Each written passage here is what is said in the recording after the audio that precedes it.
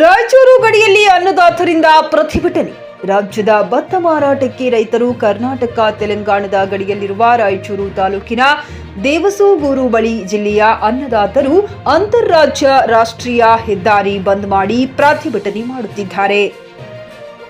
ಕರ್ನಾಟಕ ರಾಜ್ಯದ ರೈತರಿಗೆ ನಿರ್ಬಂಧ ವಿಧಿಸಿರುವುದು ತೆಗೆಯುವಂತೆ ಒತ್ತಾಯಿಸಿ ರೈತರ ಹೋರಾಟ ಮಾಡುತ್ತಿದ್ದು, ಈಗಾಗಲೇ ಕೆಲವು ರಾಜ್ಯದ ಭತ್ತದ ಲಾರಿಗಳನ್ನು ಈಗಾಗಲೇ ಸೀಸ್ ಮಾಡಿರುವ ತೆಲಂಗಾಣ ಸರ್ಕಾರದ ವಿರುದ್ಧ ಅಸಮಾಧಾನ ವ್ಯಕ್ತಪಡಿಸಿದ್ದಾರೆ. ಈಗಾಗಲೇ ತಡೆ ಹಿಡಿದಿರುವ ರಾಜ್ಯದ ಭತ್ತದ ಲಾರಿಗಳನ್ನು ತೆಲಂಗಾಣಕ್ಕೆ ಬಿಡಬೇಕು ಎಂದು ರೈತ ಸಂಘಟನೆಗಳ ಪದಾಧಿಕಾರಿಗಳು ಒತ್ತಾಯ ಮಾಡುತ್ತಿದ್ದಾರೆ. ತೆಲಂಗಾಣದ ಕೃಷ್ಣಾ ಪೊಲೀಸ್ ಠಾಣೆ ಪೊಲೀಸರಿಂದ ರಾಜ್ಯದ ರೈತರ ಲಾರಿ ತಡೆ ಹಿಡಿಯುತ್ತಿದ್ದಾರೆ.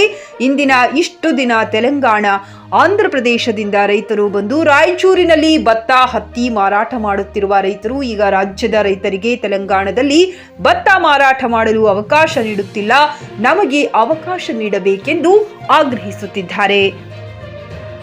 ತೆಲಂಗಾಣದ ಆಂಧ್ರಪ್ರದೇಶದಿಂದ ಹೆಚ್ಚು ರೈತರು ರಾಯಚೂರಿಗೆ ಬಂದಿದ್ದರಿಂದ ಇಳಿಕೆಯಿಂದ ಹತ್ತಿ, ಭತ್ತದ ಬೆಲೆ ಈಗ ತೆಲಂಗಾಣದಲ್ಲಿ ಉತ್ತಮ ಬೆಲೆ ಇರುವುದರಿಂದ ಭತ್ತ ಮಾರಾಟಕ್ಕೆ ಮುಂದಾಗಿರುವ ರಾಜ್ಯದ ರೈತರಿಗೆ ಪೊಲೀಸರು ಅಡ್ಡಗಾಲು ಹಾಕಿದ್ದು ರೈತರಿಗೆ ನುಂಗಲಾರದ ತುತ್ತಾಗಿದೆ.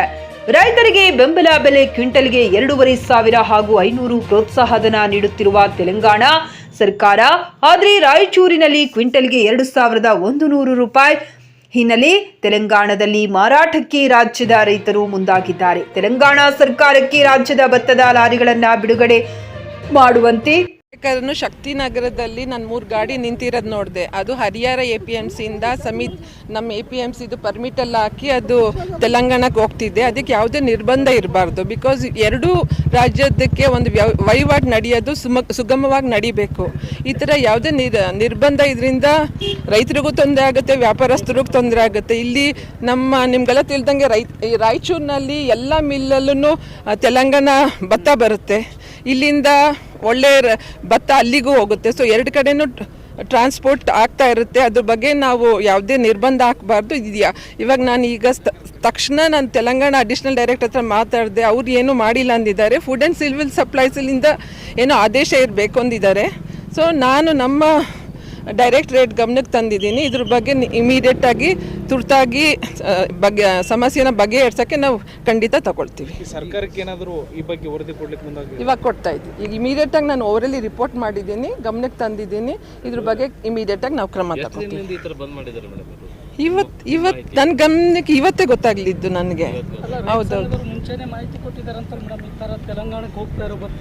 ಇಲ್ಲ ನನಗೆ ಇವತ್ತೇ ಇದ್ರ ಬಗ್ಗೆ ನಮ್ಮ ಇಲ್ಲಿ ಡೆಪ್ಯೂಟಿ ಡೈರೆಕ್ಟರ್ ಲೋಕಲ್ ಅವ್ರು ನನಗೆ ಬೆಳಗ್ಗೆ ನೀವು ಪೊಲೀಸಿಂದ ಲೆಟರ್ ಬಂದಿದ್ದನ್ನ ಕಾಪಿ ಕಳಿಸಿದ್ರು. ನಾನು ಈಗ ಬಂದು ನಿಮ್ಮ ಹತ್ರ ಸ್ಪಂದಿಸಿ. ತೆಲಂಗಾಣ ಭತ್ತಕ್ಕೆ ಯಾವುದಾದ್ರು ನಿರ್ಬಂಧಗಳನ್ನ ಇಲ್ಲಿ ಯಾವುದೂ ನಾವು ನಿರ್ಬಂಧ ಹಾಕಿಲ್ಲ.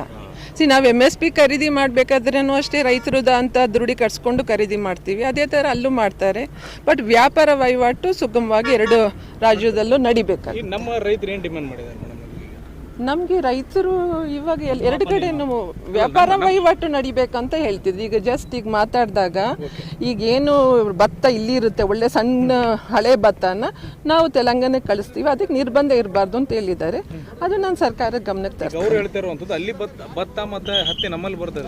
ಹಾಗೆ ನಾವು ಈಗ ಬಂದ್ ಮಾಡ್ತೀವಿ ಅಂತ ಹೇಳ್ತಾ ಇದ್ದಾರೆ. ಇಲ್ಲ, ಬಂದ್ ಮಾಡೋದು ಬೇಡ. ನಾನು ಗಮನಕ್ಕೆ ತಂದು ಅದಕ್ಕೆ ಒಂದು ಪರಿಹಾರ ಇಮಿಡಿಯೇಟ್ ಆಗಿ ನಾನು ಸರ್ಕಾರದ ಹಂತದಲ್ಲಿ ತಗೊಳಕ್ ನಾನು ಹೇಳ್ತೀನಿ.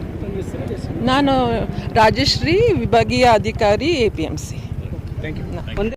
ಗ್ರಾಹಕರ ಸ್ಯಾಟಿಸ್ಫ್ಯಾಕ್ಷನ್ ನಲ್ಲಿ ನಂಬರ್ 1 ತೃಪ್ತಿ ದರದಾಯಕ ಶೋರೂಮ್ ನಿಮ್ಮ SP TVS ಶೋರೂಮ್ ನಿಮಗಾಗಿ ತಂದಿದೆ ಹೊಸ ಮಾಡೆಲ್ಗಳ ಹೊಸ ಬೈಕ್ಗಳು. ರೈತರಿಗಾಗಿ ಅನುಕೂಲವಾಗಿರುವ ಸೂಪರ್ ಎಕ್ಸೆಲ್ ಕೂಡ ಲಭ್ಯ.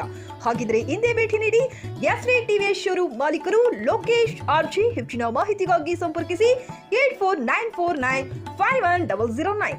ನಾಗಲಕ್ಷ್ಮಿ ದಾಬಾ ಹತ್ತಿರ, ಗುಲ್ಬರ್ಗಾ ರೋಡ್, ಹುಮರಾಬಾದ್.